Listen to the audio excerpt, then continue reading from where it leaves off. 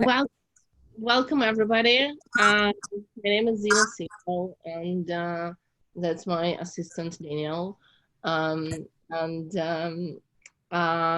we're happy to have this session with Sarah and Safaria. And for those of you who, this year we having a big partnership with Safaria, and Sarah have been to Baltimore all twice, and she was supposed to come in the end of March, but didn't come because of this craziness. But we're still using Sarah and happy to connect with her. It's the first time when I think, like, at least since I'm working at CG, the first time when we're doing something for rabbis, and that's interesting experience. And so thank you all of you for coming. And if so, here's my colleague Eli Bass. Eli is uh, Jewish education coordinator, and my official position is director of adult learning, but I do a lot of stuff for professional development, for working with Russian-speaking families through PG Library, and a lot of other stuff. So please introduce yourself, and we will start. So I'll go next just because Zina did a quick intro. My name is Eli Bass. I'm the Jewish Education Coordinator, but my big hat has been really connecting agencies and connecting people to resources, including working with Sarah. Awesome. So I'm Sarah Walkenfeld. I'm the Chief Learning Officer at Safaria, and it's very nice to get to at least virtually see all of you. As was mentioned, I was supposed to be actually in Baltimore for a third visit. That's been pushed off, but I know that in some ways, kind of paradoxically, as much as I can't be there, the current crisis is making some of the ways that Safaria is useful and some of the needs for Safaria kind of more acute for people. So the idea behind this webinar today is to speak a little bit about the ways in which Safaria can support you in general in your work, but really specifically around the challenges presented by virtual synagogue, or whatever you're calling the place that we're currently in. So that's the goal, and I'm going to share an outline that I made, but because we're such a small group, I think I'd like for everyone to get a chance to introduce themselves. And even as I share this link, if you want to tell me your name, which is mostly printed on the screen, that's fine, and your congregation, and maybe something about what you're most interested in hearing from me, what your greatest challenges are right now, anything that you think is relevant. So I'll move across my screen and calling on people because it's hard. Everyone's Zoom order will be different a little bit. So Jay, I have you first in the corner. Hi, Jay Goldstein. I'm a rabbi in Owings Mills, Maryland for 25 years, coming on 25 years. And we actually, Sarah, were supposed to have you for an adult learning program at some point this month for some of our lay people that use Divrei Torah and that were interested in learning how to work with Safaria. I have some experience, a little bit of experience, but you know, the rapid acceleration of the last few weeks and putting everything online, from Torah reading and Haftarah for Shabbat morning to all of that, has made it a little more critical for me to dabble with it. I've been fortunate that our cantor and some of my other staff, and they're almost all millennials, can do some of this for me, but I figured it's about time I use the opportunity to learn how to do it all myself. Got it. Great. And Andrew, have you next? Hi, I'm Andrea Levin. I work at a synagogue in, I guess, Owings Mills as well. I'm at Bethel. I'm actually attending on behalf of Rabbi Sorokin. I'm her new assistant, so I'm here sort of supporting and learning and excited to learn about the possibilities. Awesome. And Raphael? even though it says Helene Shapiro, I am Yerachmiel Shapiro. And I'm at Moses Montefiore on Shea Amuna here in Pikesville. And yeah, I just like don't feel naturally inclined to all these new technologies. So I just want to do as many learning seminars as possible. And hopefully, like at the end of it, I will feel much more at home with the technology. So I just, you know, this whole situation has pushed me in very good ways, at least in this way, to grow in my ability to use tech. So this is just one more step in that process. Awesome. Yeah, I think that that's true for a lot of us, actually. That it's kind of pushing us to develop new skills and draw on skills we didn't know we had. So I will speak to that a little bit. I'm going to share my screen just as a matter of Zoom protocol. If you all want to mute yourselves so that we don't get whatever background interference is possible in our homes, which is just where I'm assuming most of us are. But I'm going to pause frequently for questions. And you should also feel free to stop me if something is unclear or you want me to stay on a point more. And I'm also going to, as I said, pause periodically. And if you don't want to call out the question and you have something burning, feel free to put it in the chat, and I'll check that periodically as well. But I'm going to share my screen with the same sheet that I just chatted you in the Zoom box. You know, per the conversation about new styles of learning and how we adapt to new technologies, that's my favorite Zoom style for me personally. I like to share my screen, but also share out a copy of the materials so that people who want to follow along with me can follow along, so that I can feel free to demonstrate things and go beyond the sheet, but so that people who want feel like they have something concrete to hold on to and something that they can control as well. So that sheet is in the sidebar, and I am going to share my screen, but I'm going to try to share the right screen. Hang on a second. There we go. Okay, so now you guys should be able to see my screen. And I titled this Delivering a Virtual Dvar, the Online Dresha Experience. This is flexible to include all different kinds of learning opportunities. So I think, you know, you mentioned earlier, empowering lay leaders and kind of the full ritual experience. I think that this is applicable to a lot of those things as well. And again, feel free to stop me with questions. So the first thing that you may or may not know about Sefaria, depending again on your exposure in the past, is that you can create a multimedia experience on Sefaria. And I think that this is really important. I think it's a great capability of Sefaria as always. I think it's especially important right now, where no matter what you write, no matter what you send out, people are missing seeing other people. And they're missing hearing your voice, if that's something that they're used to hearing on a weekly or regular basis. And they're missing those familiar places and familiar sites.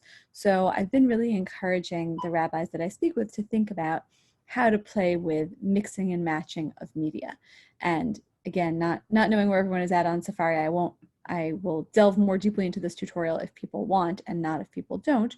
But any sheet on Safari, so for example, this one that I created for you today, when I click into edit sheet mode, one of the options, nope, I'll make my sheet public later. One of the options for what I can add is media. So I can add anything from YouTube, from SoundCloud, an MP3, also an image, which I think means that there's a lot of opportunities, and we should think about both what we can create and what we have from the past. So maybe you have recordings of yourself speaking that could be spread around more easily if they were paired with a text and on a sheet and you sent it out. Maybe you have photos from your last, I don't know, shul dinner that could go onto a sheet and be paired with some text about friendship and community and be sent out. Maybe there are images of your synagogue. Our synagogue here in Chicago is really not an especially beautiful space, I have to say, but some are, and people may be missing seeing the inside of your sanctuary or some other site.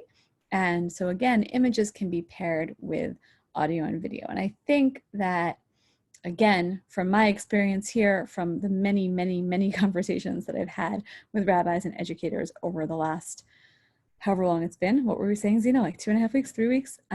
Feels longer. I think people are really kind of all over the place when it comes to attention span. I don't know what your synagogues are like demographically, but I can say that ours here in Chicago is quite varied. We have some people who are stuck at home alone and super bored.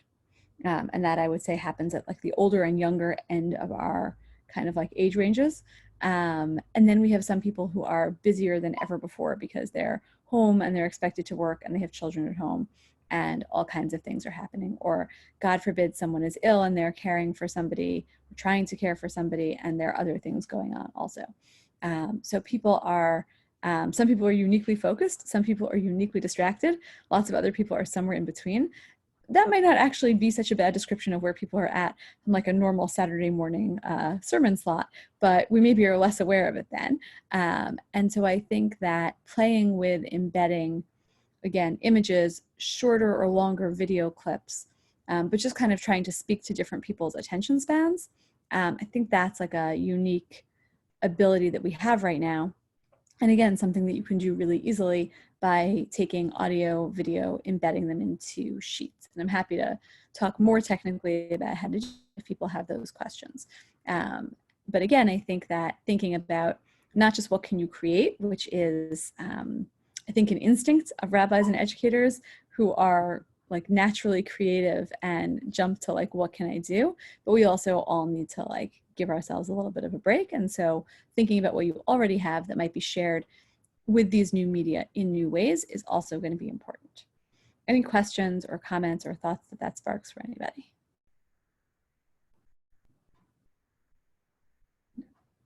Okay.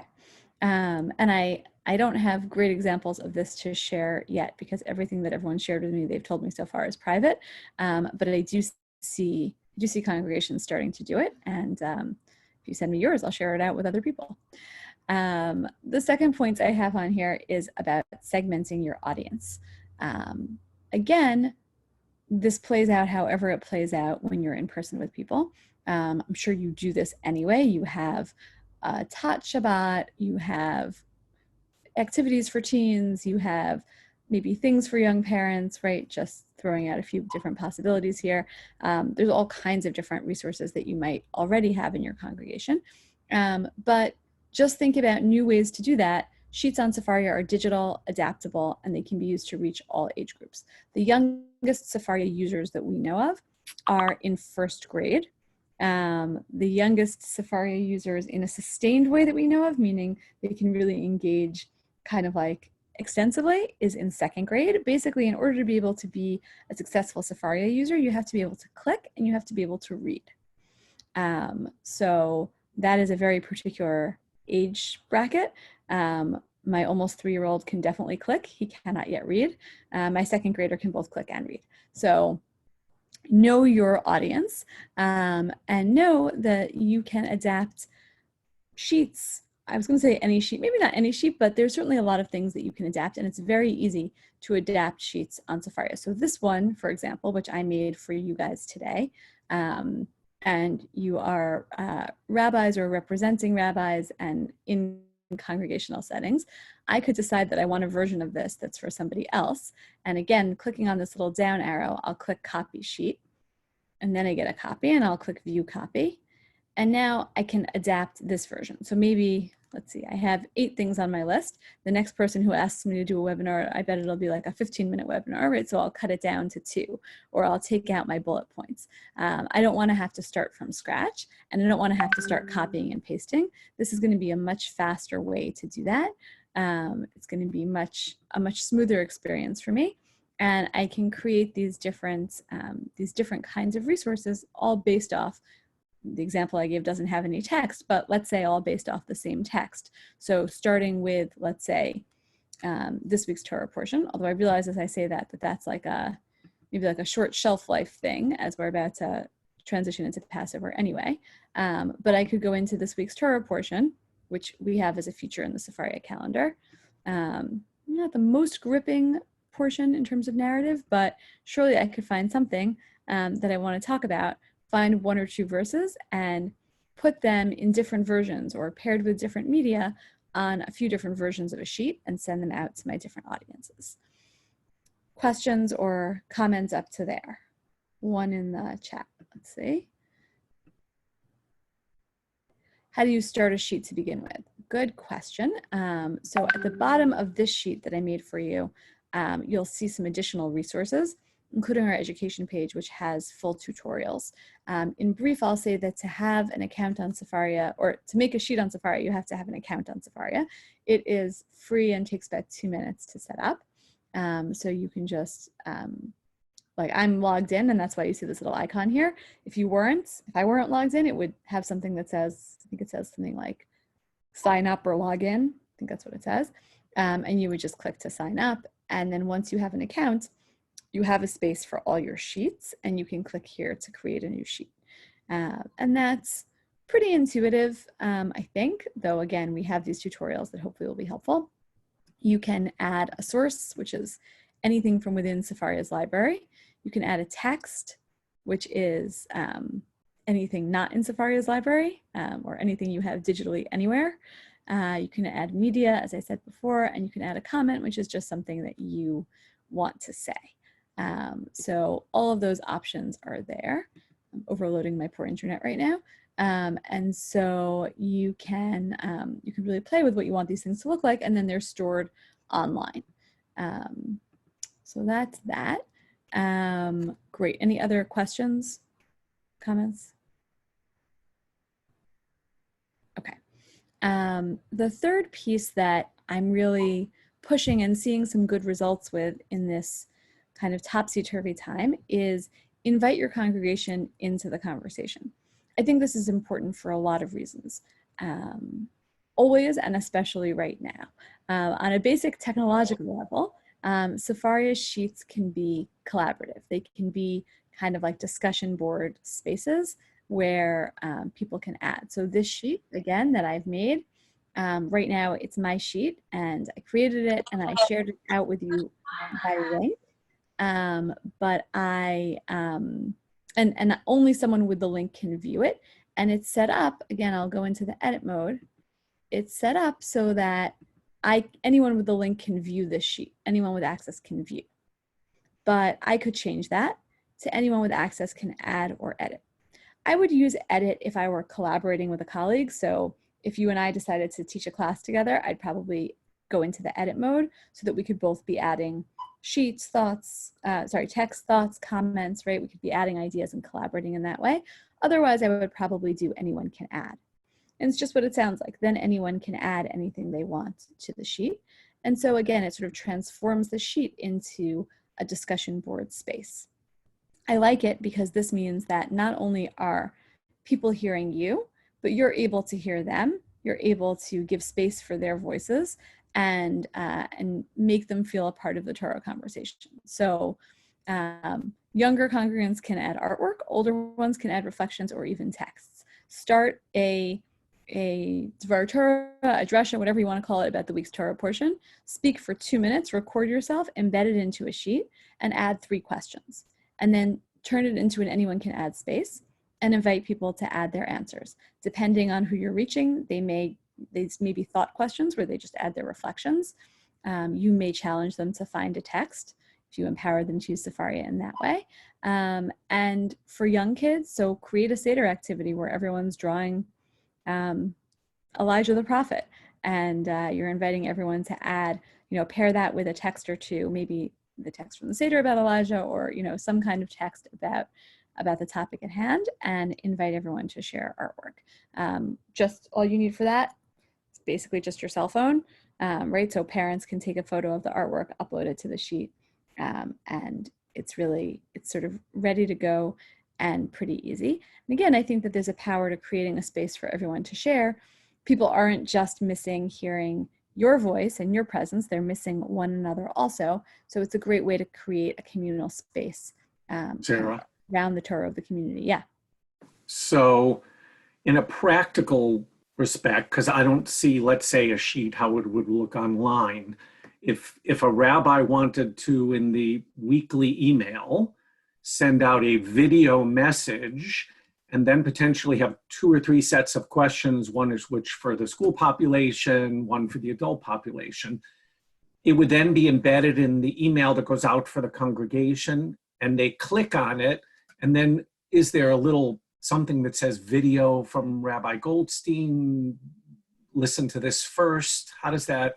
Whatever you want. I mean, I there's can't so many... see, you don't have an example of a sheet of how it would look when all that is embedded into it, do you? Sure, I do. Here. I mean, Oh, okay. maybe not everything you're thinking of, but no, but an idea of what it would look like. Yeah, when hang on people a second. access it. I wish I could find 1 second. You understand where I'm going? I think so. So this is what it looks like when people access it. So this is from a webinar that my colleague Rachel taught recently. So this is what it looks like for video to be embedded in a sheet. And okay. Again, without knowing exactly what your synagogue's emails look like, but maybe I'll find the one from our synagogue this week. But essentially, yes, I mean, you could say, the one way of doing it is the newsletter could say, you know, click for a video message from Rabbi Goldberg, you know, adults here, teens here, kids here, right? And have 3 different links. Right, okay.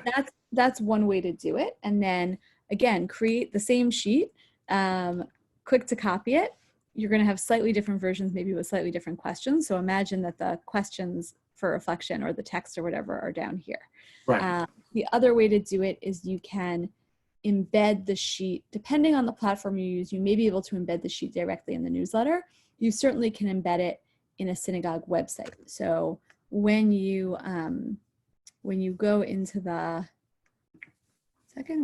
edit mode of a sheet, one of the options in the file menu is embed sheet, and it gives you embed code. So that can go into a website if you want it to be, that will make the sheet not just link to the website, but you can actually scroll through the sheet on the website. Does that answer your question? Do you want to follow up? Yes, thank you. I was hoping to find, our synagogue did it this past week, and I was hoping to find that, but I did not yet find it, but maybe I'll send it to you guys afterwards. But it's basically as described.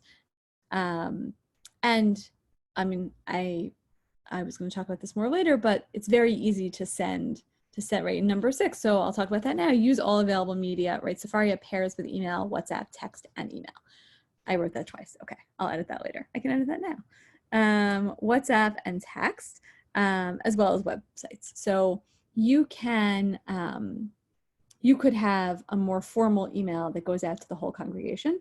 You may also have a WhatsApp group for families with young children, and you can send them a link via the WhatsApp group. You may be in contact with people directly via text. Unfortunately, a lot of my recent experience with this comes from people who are sitting virtual Shiva, and rabbis trying to get them resources really quickly, things like Kaddish, things like inspirational texts, things like, you know, a thought about the parsha because they're not in synagogue and they want to hear their rabbi's voice. And so it's really helpful in that sense to be able to just quickly text a sheet or a link for a text to whoever is in need.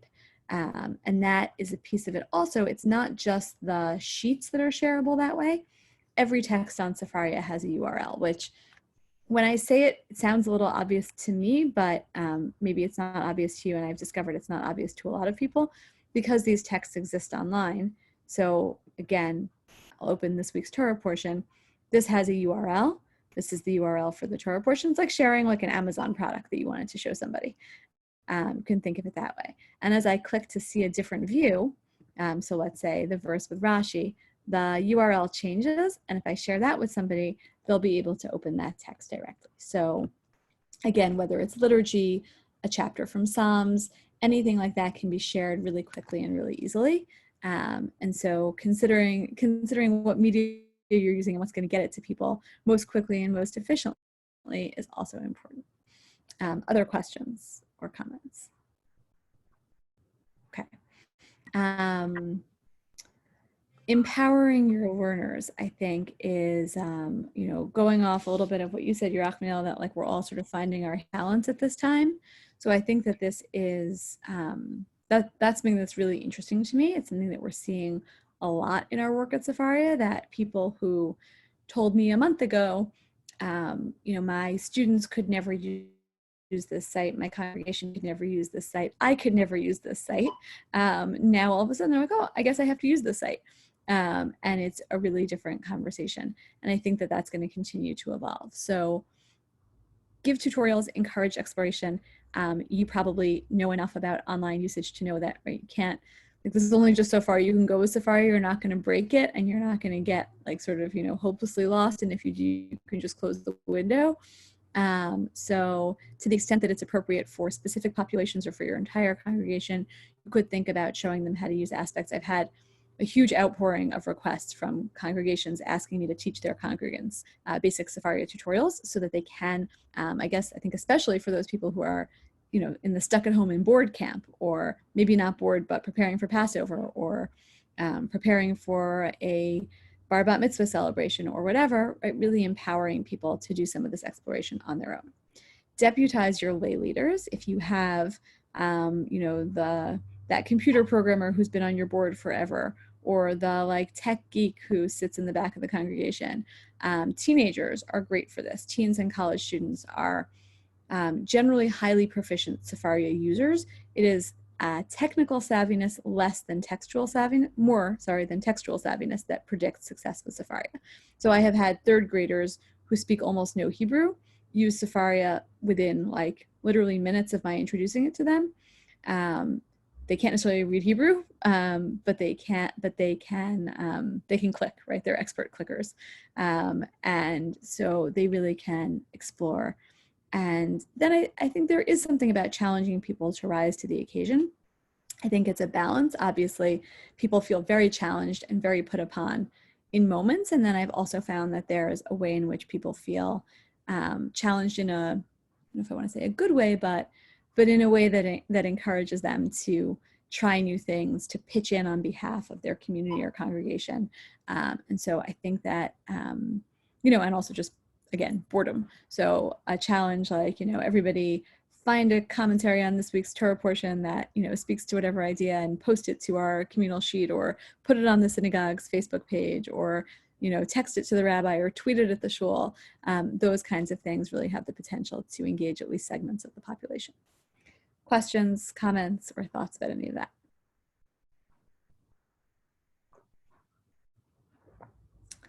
Okay.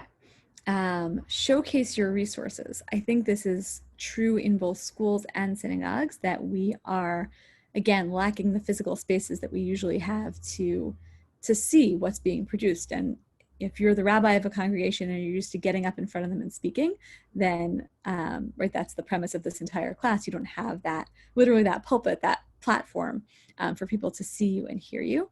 But it's true for everybody that they're not being seen and heard in the same ways. And materials that you create, even if you send them out via email, it's so easy for them to get lost, both before people read them and also after. So it certainly happened to me that I read something and I think to myself, this is great, I'm definitely going to come back to it later. And then 3 days pass and I've received another 150 emails. And all of a sudden, I really don't remember where that one is. And I'm searching everything I can find in my Gmail inbox, and it's just not going well. So I think it's great to put things in places that are easy to share and easy to find. Sefaria has a groups feature, which I link to there, but I'm going to pull up separately. So if you want to brand, if you want to brand materials, you can always add an image or a logo or whatever you want to any source sheet anyway.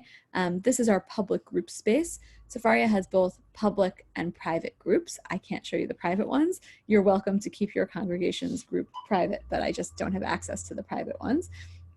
So these are all public groups. As you can see, they say usually the name of an organization and they have the logo. And here's an example, Global Day of Jewish Learning. So they link to their website, they have a little description, and then they have however many sheets they have, and they're searchable by tag.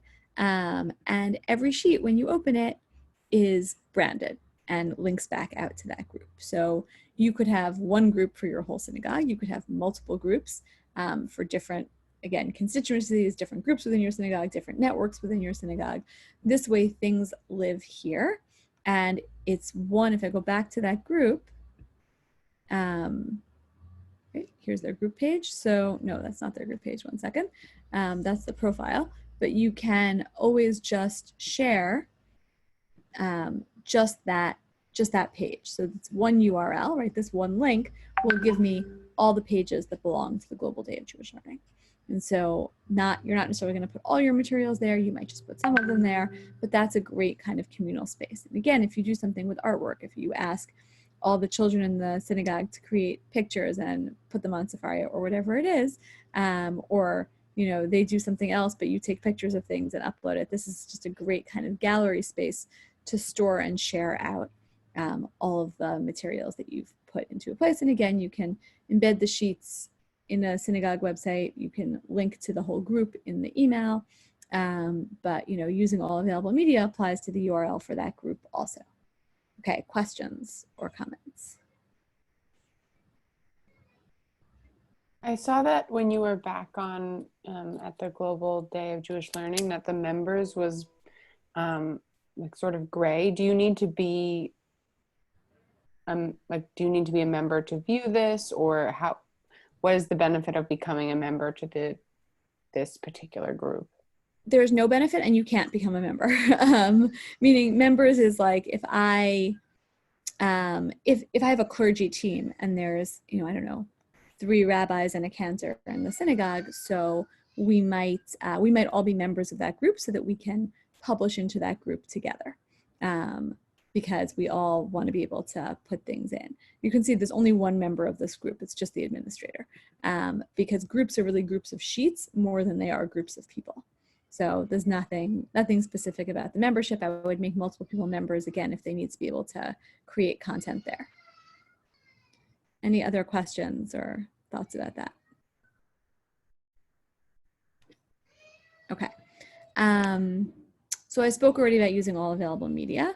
And again, I really would think about, and I've seen and coached a few different rabbis and educators now through this process of just sort of seizing the opportunity. I think an email, I don't get your synagogue's email, so I don't know for sure, but like email to me at this point, or at least an email newsletter, is kind of a more formal type of communication, one that's a little bit more thought out and planned out, and it's great for communicating information to people. But it is, I don't have the feeling when I get the synagogue's newsletter that it is like responsive to my needs in the moment necessarily. Like that'd be great if that worked out that way every time. It doesn't always. But because Sefaria is so, it's just digitally available and it's so easy to share, you can really grab the resource that you need and share it out anytime. And I think part of that using all available media also, and going along with the showcasing your resources also, is you can think about this as you're creating like an online digital library for your synagogue. So maybe there are resources that you would send out regularly in the newsletter. I don't know, I think before Passover, our synagogue sends out like a Passover guide and a little supplement for the Haggadah and, things like that. And they're all, again, in those newsletters. And then we also have a small library in the synagogue where people sometimes come and browse the books, and we have a collection of Haggadot there, and so people will sometimes kind of like wander in and look at things. So again, there's no wandering and there's no coming in right now. And so to the extent that you take, again, even resources that you have from before, even past resources, and you put them into a space, you can create kind of like an online virtual library space that people can browse as needed and reuse and share out those resources. Sefaria's resources are still here to help you prepare. This is really not specific to this time per se, except that I do think that it is even more valuable and even more notable at this time. When Sefaria started, some of you who I've spoken to about this before might know this, but my first job for Sefaria was to ask people to create sheets on Sefaria, because essentially when Sefaria started, we had like a mini version of this library meaning we had less than we do now, but we still had it. And our source sheets section, which right now looks like this, so with some trending sheets, and you can see all the tags, and there's thousands and thousands and thousands of sheets on Sefaria. At the time, I think we had like 2 that were created internally, and my first job was to get other Jewish educators to create sheets on Sefaria. And I know actually that I asked 50 people. We were doing it in the lead up to Shavuot, so just about this time of year. And I asked 50 educators to share, and 49 of them said no. I didn't get fired, so that, I guess that story has a happy ending. But that was really revealing. People were not in the habit of sharing out their resources.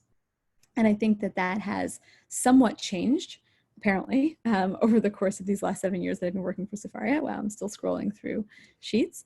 But it's still the case that people don't necessarily share, and they don't necessarily think to check other people's resources, especially if they themselves are people who don't share things out publicly. They might think, oh, like it's not really mine, whatever.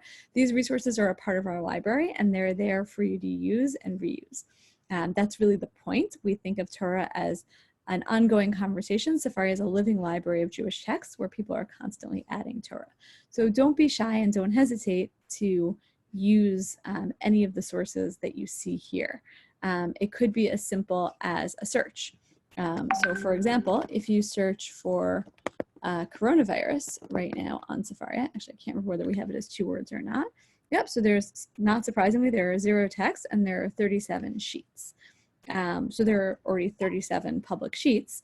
Actually, COVID-19 is a separate tag, so there's really more than those, just about coronavirus and Jewish sources. And these are up here because people want other people to be able to read them and use them and reuse them.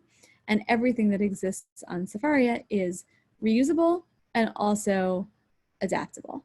So, risks, fears, and disease, I can click on that sheet and I can click to copy the sheet or view it in the editor.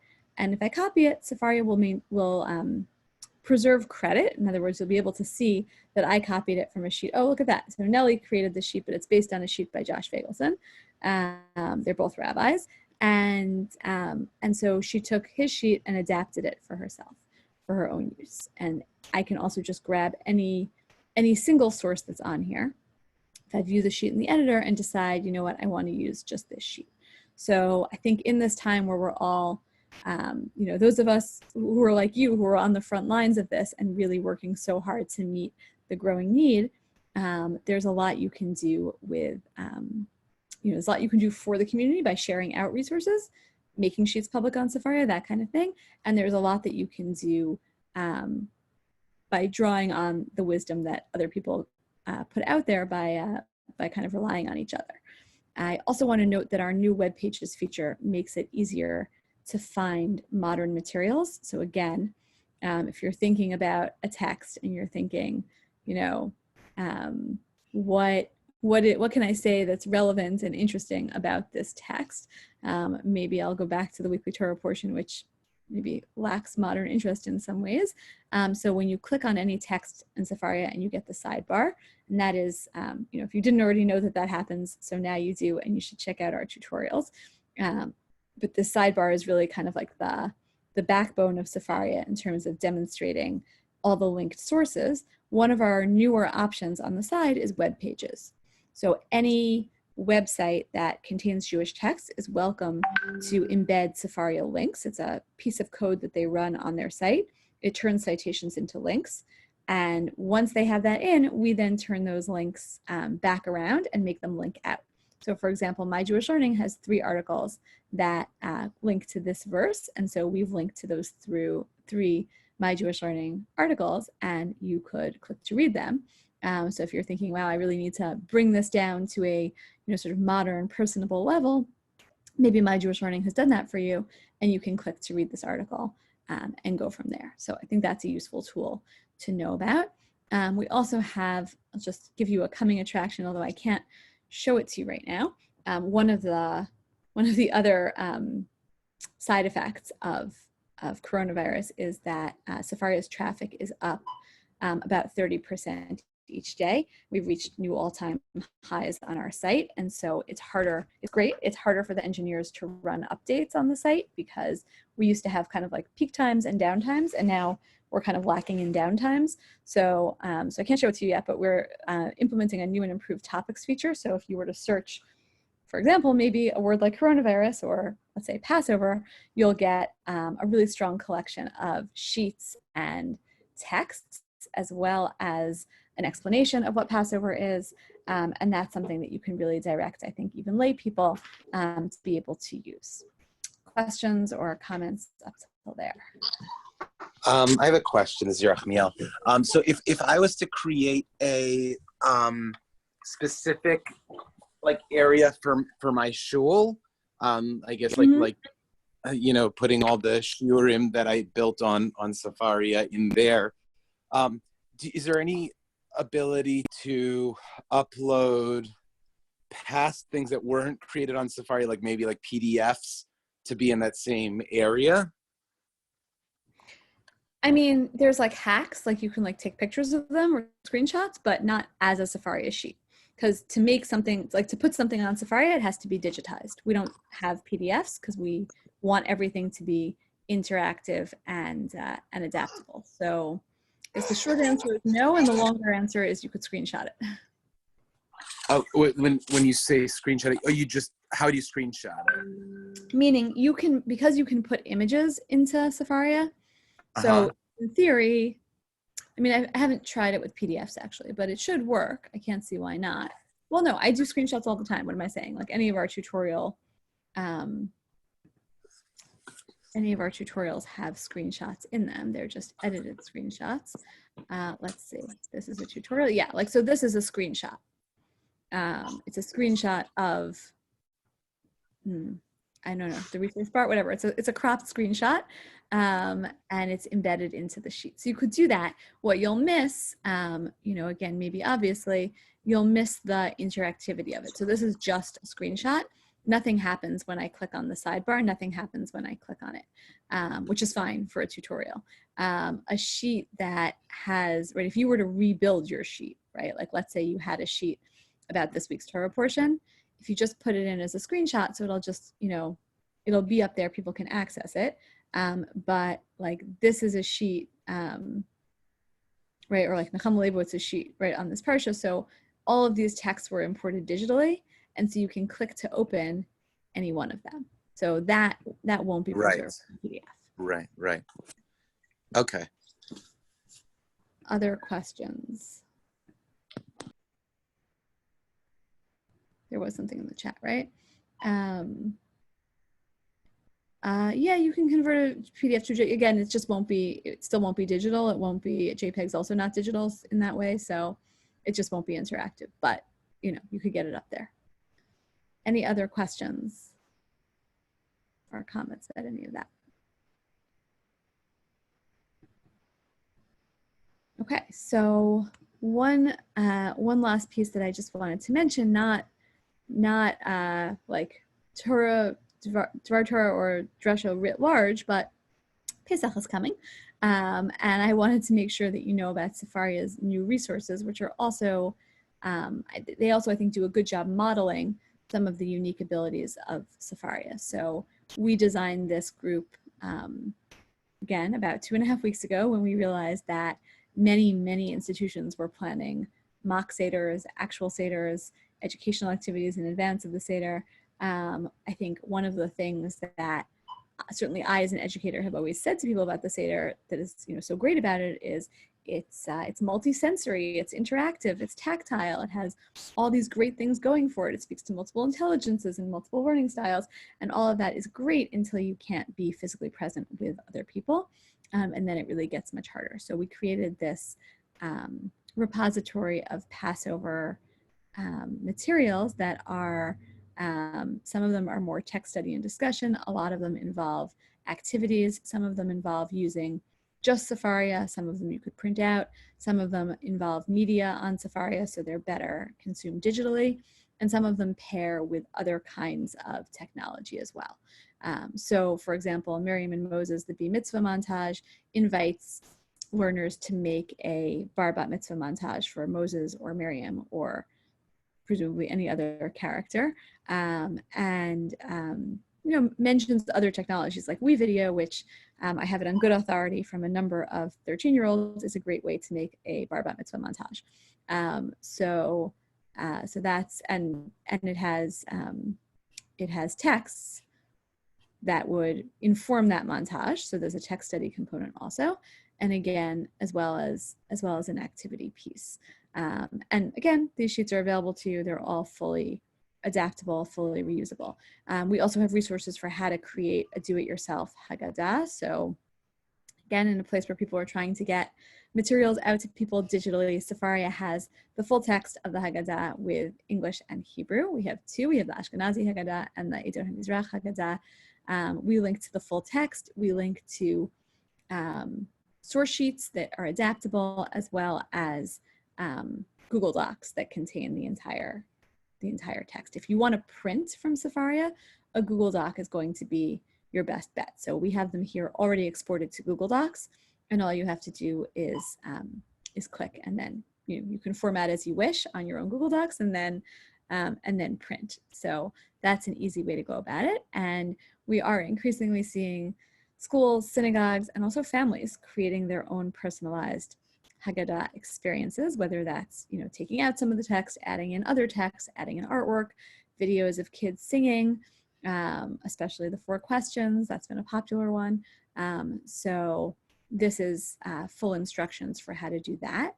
And then again, some of these are a little bit more intensive in terms of like the text study involved. Let's see, like which one?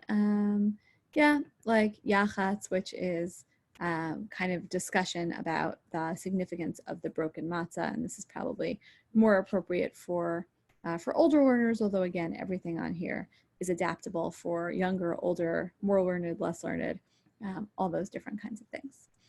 Questions or comments about any of that? So if I wanted to like take a section of the Seder and embed a video, like if I do a video on YouTube, so how would I do that? Like I want to just either have the video like pop up when they click on my version of the Haggadah, or just at least a link to it. And you want it just for a piece of the Haggadah? Yeah, like, well, if I learn for a piece, I could learn for a lot of, like if I wanted to like have little videos, let's say I was sending to my congregants a whole Haggadah with a little video on each section. So I would start with probably one of these sheets, right? So, well, this is the actual Haggadah, but you could, so maybe I either use our template that has the whole Haggadah in it, in which case you would just make a copy of the sheet and then personalize it, or like I could grab just one piece of right, if I'm just going to make a sheet about, I don't know, Karpas, right? So I'll add just this to a sheet, and then it's just what I said before about adding media to your sheet. Got it. You could send out a sheet that has, again, it could be the entire Haggadah on it, and you would put videos, interspersed videos with the different sections of the Haggadah. Okay, cool. And I think it's a great idea. And I think, again, just thinking creatively about everyone's capabilities right now. Like I know our synagogue had like a Seder summit online the other day, and so many people afterwards were like, I couldn't attend. It was bedtime, it was after bedtime, it was my bedtime, whatever, right? And people's capacity to sit through a 45-minute class might be limited. They might do better with, as you said, Yerachmiel, like lots of 5-minute videos. So yeah, I think that's a great idea. And this sheet has tutorials, and the page I sent you before, or that's on that sheet, also has tutorials. Any other questions before we wrap up?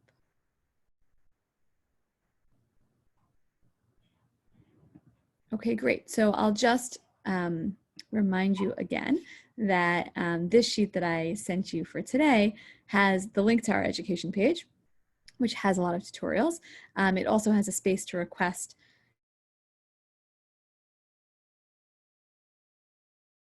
so we have on our team whose work is really right now entirely devoted, or when we keep him educators. So like you're giving a class about the weekly Torah portion, and there's a section of commentary you want to quote, but it's not translated into English.